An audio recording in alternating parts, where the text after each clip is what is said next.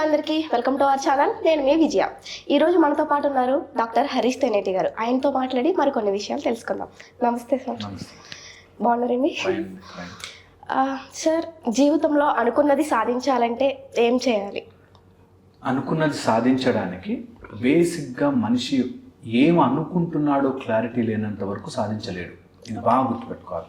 Okay. నాకు కావాలి అని అనిపిస్తుంది, అనిపించింది సాధించాలనుకుంటారు, అందుకే కన్ఫ్యూజ్ అయిపోతారు. అంటే నేను డాక్టర్ అవ్వాలి అని ఎవరికైనా ఉంటుంది, అది సాధించలేడు. డాక్టర్ అవ్వాలి అనుకోవడం కాదు, నాకు లోపల నుంచి అది సాధించడానికి కావాల్సిన క్వాలిటీని డెవలప్ చేసుకోవాలి అనేది ఎప్పుడైతే క్లారిటీ వస్తుందో, అంటే డాక్టర్ అవ్వాలి అంటే నాకు పేషెంట్ని ట్రీట్ చేయాలి అనే ఒక జిజ్ఞాస ఉంటే ఆటోమేటిక్గా సాధించేస్తాడు. అందరూ నా ఫ్రెండ్ డాక్టర్ అయ్యాడు నేను కూడా అవుతా, అలాంటి వాడు ఎప్పటికీ సాధించలేడు. మా నాన్న చెప్పాడు నేను అవుతా, అలాంటి వాడు ఎప్పుడు బై మిస్టేక్ ఫ్లూక్లో కొంతమంది అవ్వచ్చు, కానీ అది సాధించినట్టు కాదు.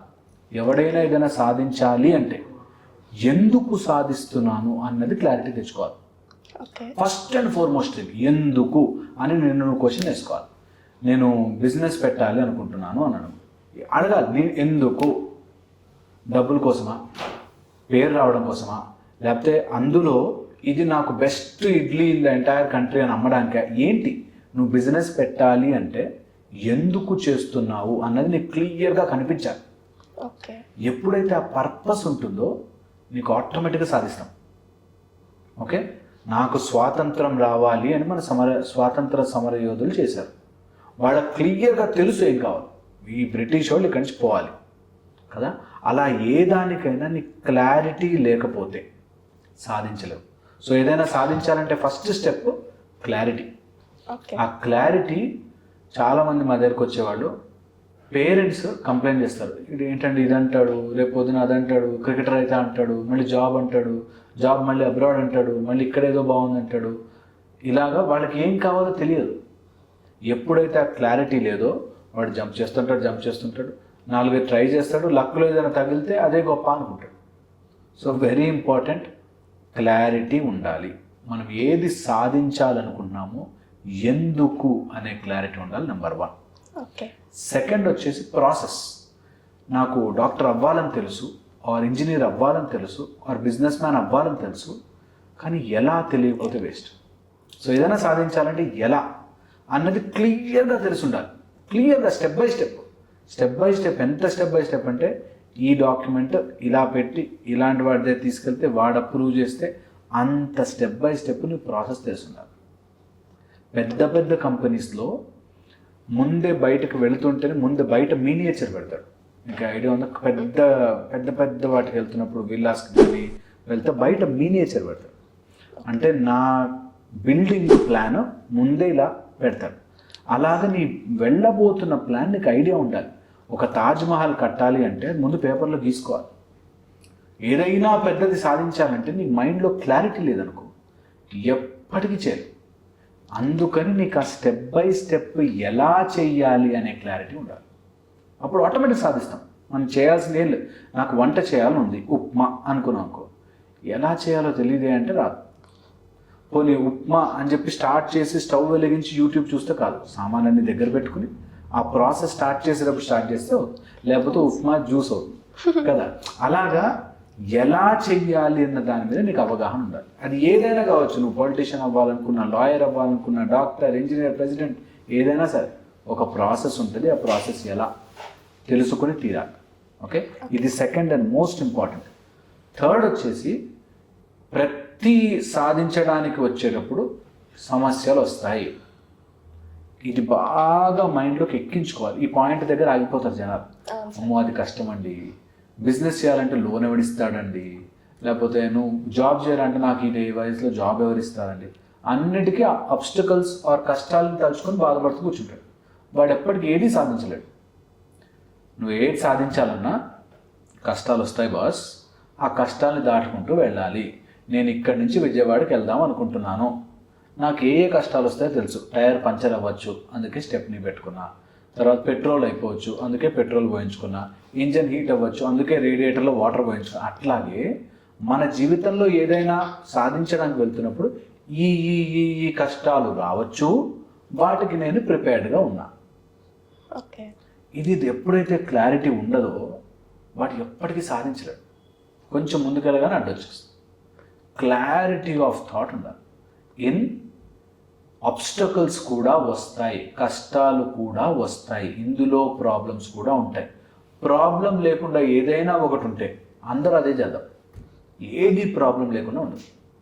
ఏదైనా సరే, అది ఒక రాష్ట్రం సాధించుకోవాలనుకున్నా, ఒక దేశం నిలబడాలనుకున్నా, ఒక ఫ్యామిలీ నిలబడాలనుకున్నా, మీ బిజినెస్ నిలబడాలనుకున్నా, ఏది చెయ్యాలన్నా కష్టం వచ్చి తీరుతుంది. కష్టం లేకపోతే అందరూ అదే చేస్తారుగా. డాక్టర్ చదవడం ఈజీ అనుకో, అందరం అదే చదువుతాంగా. కానీ చాలా కష్టాలు ఉంటాయి. అందులో ఫెయిల్ అవుతారు, అందులో డిప్రెషన్లోకి వెళ్తారు, అందులో సరిగ్గా సాధించలేరు, చదవలేరు, ఇవన్నీ ఉంటాయి. కష్టాలు వస్తాయి. కష్టాలు అనేవి స్పీడ్ బ్రేకర్ లాంటివి అని గుర్తుపెట్టుకోవాలి. స్పీడ్ బ్రేకర్ ఉందనుకో, స్పీడ్ బ్రేకర్ దగ్గర కూర్చుని ఓ అని ఏడాం కదా, దాటిచ్చి వెళ్ళిపోతాం కదా. సో కష్టాలు వస్తాయి, ఇది గుర్తుపెట్టుకోవాలి. 4వది వెరీ వెరీ ఇంపార్టెంట్ పాయింట్. నువ్వు సాధించడానికి వెళ్తుంటే ఖాళీగా కూర్చోరు, అందరూ మీద పడతారు. ఏదైనా సాధించడానికి వెళ్తుంటే, సపోజ్ ఇక్కడి నుంచి కారు స్పీడ్గా వెళ్తుంది అనుకో, వెనకాల ఒక కుక్క సర్రమని పరిగెడుతుంది. ఎందుకు పరిగెడుతుందో తెలియదు, దానికి పరిగెడుతుంది కదా, రన్ చేస్తుంది మన వెనక, ఎందుకు అన్నో తెలియదు. అలాగే చాలామంది నువ్వు నీ గోల్కి వెళ్తుంటే, నువ్వేదో సాధించడానికి వెళ్తుంటే, మిగతా వాళ్ళందరూ వెంట పడతారు, అసూయ పడతారు, తిడతారు, గొడవ పెడతారు, ఏదో ఒక పాయింట్లో నిన్ను కార్నర్ చేయడానికి ట్రై చేస్తారు, పుష్ చేస్తారు, మధ్యలో పుల్లలు వేస్తారు, ఏవో చెప్తుంటారు. అది న్యాచురల్, వస్తుంది. అలా ఎప్పుడు వచ్చినా సరే వెరీ ఇంపార్టెంట్, తెలివిగా ఆలోచించాలి. అందుకే తెలివిచ్చారు దేవుడు. ఒకవేళ సపోజ్ నువ్వు బయటకు వెళ్తున్నావు, ఓ కుక్క అని అరవడానికి స్టార్ట్ చేసింది అనుకుందాం కదా, కుక్క అరవడానికి కూర్చుంది. నువ్వు కూడా బండి పార్క్ చేసి కుక్కలాగా కూర్చుని ఓ అరవం కదా, మనం ఎవరు అరవం కదా, ఎందుకు వచ్చిన గొడవ అని వెళ్ళిపోతాం. లేకపోతే మనకు ధైర్యం ఉంటే హ్యాపీ అని చెప్పి కుక్కను తరిమేస్తాం. అలాగే జీవితంలో ఇలాంటి కుక్కలు ఎదురవుతుంటాయి, కష్టములు ఎదురవుతుంటాయి. ఇంకా కుక్కలు చాలా మంచివి, కుక్కలతో కంపేర్ చేస్తుందంటే వాడికి చెడుగా కాదు, బట్ ఎగ్జాంపుల్ చెప్తున్నా. అలాగా మన జీవితంలో ఎవడెవడో వస్తాడు, ఒక చెడ్డ బాస్ వస్తాడు, మన అత్తేమన్నా అలౌ చేయదు, మన మొగుడే మనకు సపోర్ట్ చేయడు, మన అమ్మా నాన్నే సపోర్ట్ చేయాలి, లాంటి వాళ్ళు ఉంటారు. ఉండి తీరుతారు నువ్వు ఏది సాధించాలనుకున్నా. అలా ఉన్నప్పుడు you have to keep in mind, నేను సాధించాలనుకున్న దానికి ఎవడెవడో అడ్డు వస్తాడు, ఇది ఫిక్స్. ఆ అడ్డు వచ్చిన వాళ్ళని నాకు డీల్ చేసే తెలివి రావాలి. ఎప్పుడైతే ఆ డీల్ చేసే తెలివి వస్తుందో సాధించేస్తాం ఆటోమేటిక్గా, ఇట్ విల్ హ్యాపెన్. ఇది కనుక మనం ప్లాన్ చేసుకోగలిగితే, ఎప్పుడైనా పొలం వేసేవాళ్ళు, పంట వేసేవాళ్ళు విత్తనం తీసుకుని అబ్బా ఇందులో చెట్టు ఉందిరా సూపర్ అని అనుకోడు. వాడు ముందు గ్రౌండ్ తయారు చేసుకుంటాడు, నీళ్లు పోస్తాడు, దున్నుతాడు, విత్తనము వెయ్యగానే మొలకెత్తడానికి కావాల్సినవన్నీ రెడీ చేస్తాడు. అలాగా నువ్వు ఏదైనా సాధించాలి అనుకుంటే దానికి కావాల్సినవన్నీ రెడీ చేయాలి. చాలామంది రెడీ చేస్తున్నామని ఊహించుకుని బతుకుతారు.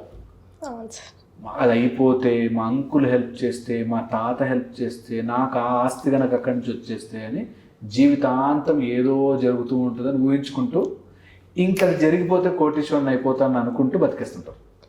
వాళ్ళు ఎప్పటికీ ఏది సాధించలేరు. Okay, so very important.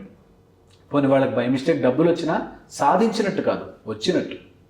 So వాళ్ళు ఏదైనా సాధించుకోవాలనుకుంటే మాత్రం ఇవన్నీ వెరీ వెరీ ఇంపార్టెంట్ ఆబ్స్టకల్స్ వస్తాయి. కొంతమంది నిజంగా మనస్ఫూర్తిగా అన్నీ చేస్తారు, ఎవరినన్నా ఎదిరిస్తుంటారు. అలాంటి వాళ్ళకి 3 జనరల్గా మన శాస్త్రాల ప్రకారం చెప్పిన 3: గ్రహదోషం, గృహదోషం, దృష్టి దోషం అంటారు. ఓకే, జనరల్గా ఇవి ఉంటే అనుకున్నాం చేస్తున్నాం కానీ అదేదో సింక్ కాదు, అదేదో జరగదు. కొన్ని చోట్ల గ్రహదోషాలు ఉంటాయి. అంటే వాళ్ళకి ఏదో ప్లానెటరీ పొజిషన్ బాగాలేక, వాళ్ళ జాతకం బాగాలేక, వాళ్ళ కర్మ ప్రకారం కొన్ని వస్తాయి. ఓకే, ఇది తెలుసుకున్నాం అనుకో, దీనివల్ల ఏమవుతుంది, మూఢనమ్మకంగా గ్రహాలని మార్చేస్తా, అటు తిప్పేస్తా, అలా కాదు. ఓహో నాకు ఈ టైం బాగాలేదు, ప్రతి గ్రహానికి ఒక టైము, ఒక పీరియడ్, ఒక ఇలా కండిషన్ ఉంటుంది. సో నాకు ఈ గ్రహం వల్ల నేను ఆయిల్ బిజినెస్ చేస్తే కలిసి వస్తుంది అని ఉందనుకో, అదే చేసుకోవచ్చు. ఈ గ్రహం వల్ల నాకు రియల్ ఎస్టేట్లోకి దిగితే చాలా బాగుంటుంది, కుజుడు బాగున్నాడు, రియల్ ఎస్టేట్లో బాగా కలిసి వస్తుంది, అది చేస్తాను. So use it for your benefit. నీ అబ్స్టకల్స్ని గ్రహ దోషముగాను, లేకపోతే నువ్వు బిజినెస్లో పార్ట్నర్షిప్లో దిగకరా మునుగుతావు అని తెలుస్తుంది. ఉందనుకో బిజినెస్ పార్ట్నర్షిప్లో దిగవు కదా.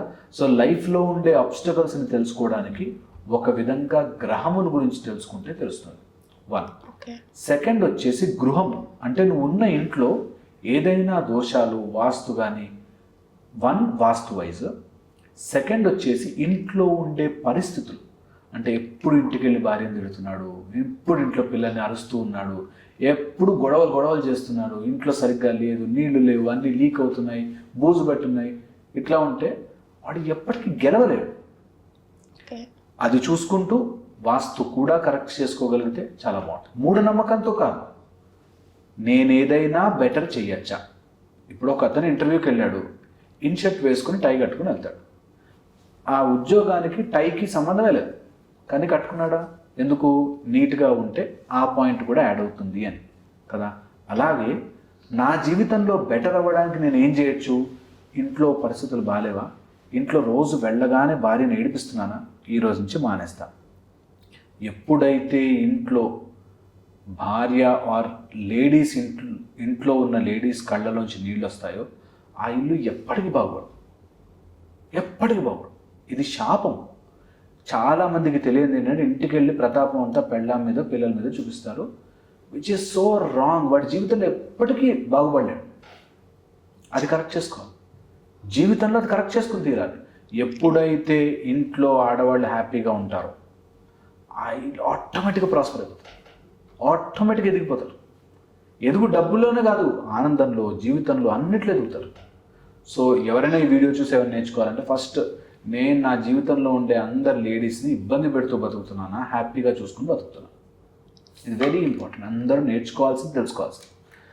దాంతోపాటు నాకు ఇటు సైడ్ బరువు పెట్టకూడదు అంటే అటే బరువులు పెట్టి, ఇక్కడ ఐరన్ ఉండకూడదు అంటే అక్కడే ఐరన్ ఉండి, కిచెన్లో ట్యాప్ స్టవ్ ఉన్న చోట ట్యాప్ ఉండకూడదు అంటే అక్కడే ట్యాప్ పెట్టి, అలా వాస్తులో కొన్ని చేంజెస్ చేసుకుంటే జీవితం చాలా ఈజీ అయిపోతుంది. ఇలా ఎక్కే దారి ఇలా అవుతుంది.